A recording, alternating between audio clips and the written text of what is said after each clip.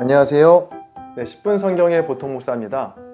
어린 시절 자기 마음대로 살다가 오랜 세월을 돌고 돌아 하나님을 믿게 된 유명인들의 간증을 들으면서 했던 생각이 있는데요.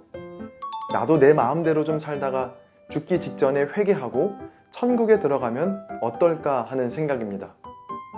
누구의 간섭도 받지 않고 이 땅에서 자유롭게 살다가 죽기 직전에 구원받는 삶이 너무도 편해 보였기 때문인데요. 오늘 영상을 끝까지 보시면 왜 죽기 직전에 회개할 수 없는지 그 이유를 분명하게 알게 되실 겁니다. 만약 누군가가 죽음보다 무서운 병에 걸렸다고 한다면 여러분들은 믿으시겠습니까? 좀처럼 믿기 어려운 말이죠. 죽음이라는 두 글자는 그 어떤 말보다 우리를 두렵게 하는 말입니다. 세상에 아무리 무섭고 희귀한 질병이 있다고 해도 죽음보다 무서울 수는 없거든요. 자, 그런데 다니엘서 5장에 바로 죽음보다 무서운 병에 걸린 한 사람이 등장합니다. 그의 이름은 바벨론의 벨사살 왕입니다. 5장 1절입니다. 벨사살 왕이 그의 귀족 1000명을 위하여 큰 잔치를 베풀고 그 1000명 앞에서 술을 마시니라. 첫 등장부터가 예사롭지 않죠. 귀족 1000명을 위한 잔치이니 그 규모나 화려함이 어마어마했을 겁니다. 이렇게만 보면 바벨론이 굉장히 부강한 때인 것 같지만 그렇지 않습니다. 천하를 호령하던 느부갓네살 왕 때의 위용은 사라진 지 오래였고요. 10년 동안 이루어진 3번의 왕권 교체가 보여주듯이 내적으로도 외적으로도 패망의 길을 걷고 있을 때였습니다. 어떻게든 정신을 차리고 나라를 다스려야 할 왕과 귀족들이 한데 모여서 술잔치를 벌이고 있는 겁니다. 술에 한껏 취한 벨사살 왕은 오래전 예루살렘 성전에서 빼앗아 온 금그릇을 가져오라고 명했고 하나님의 성전에서 사용하던 그릇을 술을 따르는 잔으로 사용하는 참혹한 일을 벌입니다. 하나님의 성전에서 사용되던 거룩한 그릇이 쾌락과 탐욕의 잔치에서 술을 따르는 잔으로 쓰여지는 바로 그때 믿을 수 없는 일이 벌어집니다. 5절입니다. 그때 사람의 손가락들이 나타나서 왕궁 촛대 맞은편 석회벽에 글자를 쓰는데 왕이 그 글자 쓰는 손가락을 본지라. 철통 같은 경호를 뚫고 어디에선가 사람의 손가락들이 나타나 석회벽에 글씨를 새기기 시작한 겁니다. 술주정 소리로 가득했던 왕궁은 순간 정적이 흘렀겠죠. 벨사살 왕은 다리를 제대로 가눌 수 없을 정도로 겁에 질렸고 지혜자를 다 불러 벽에 적힌 글씨를 해석해 보려 했지만 실패합니다.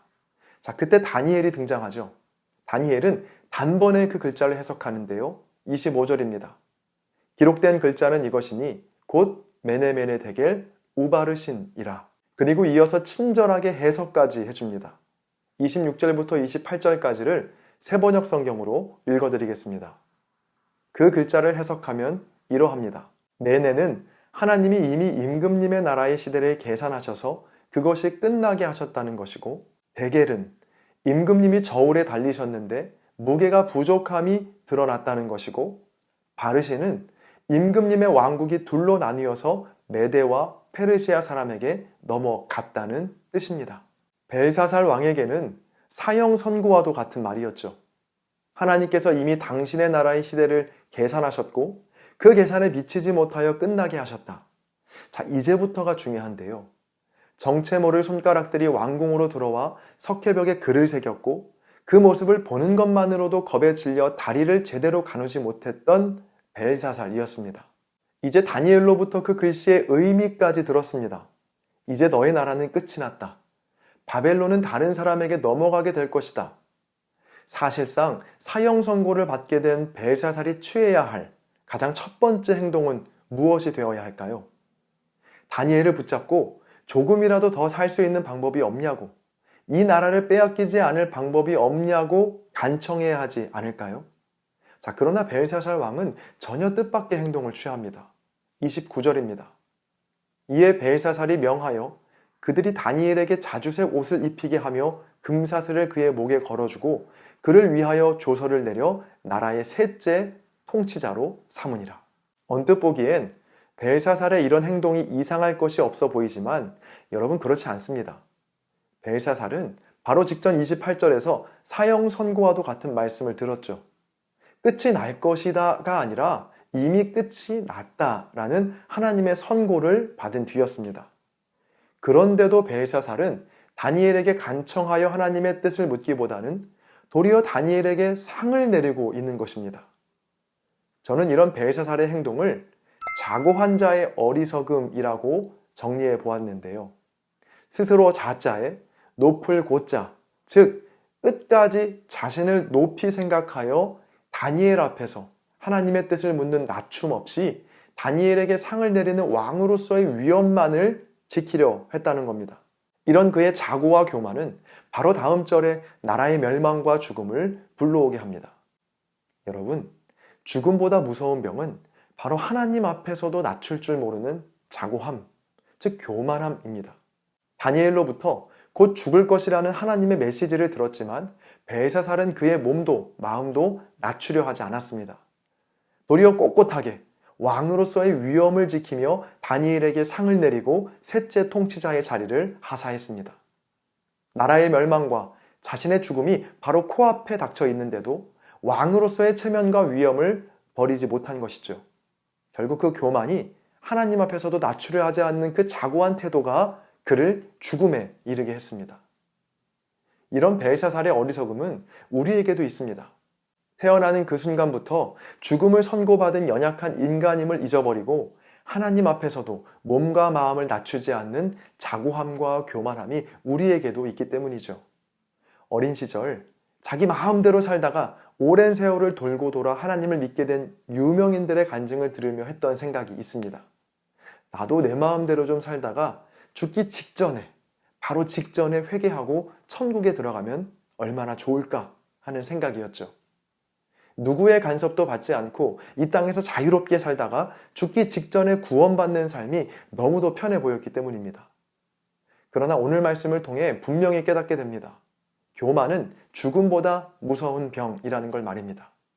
내가 가장 높은 자리에 앉아 내 마음대로 인생을 살게 되면 죽음 앞에서도 그 자리에서 내려올 줄 모릅니다.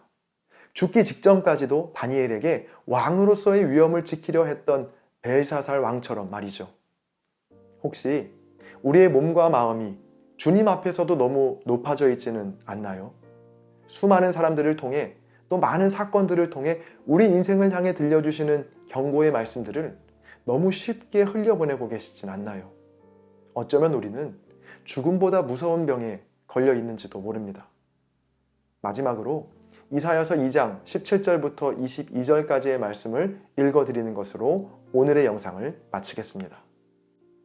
그날에 자고한 자는 굴복되며 교만한 자는 낮아지고 여호와께서 홀로 높임을 받으실 것이요 우상들은 온전히 없어질 것이며 사람들이 암혈과 토굴로 들어가서 여호와께서 땅을 진동시키려고 일어나실 때에 그의 위엄과 그 광대하심의 영광을 피할 것이라.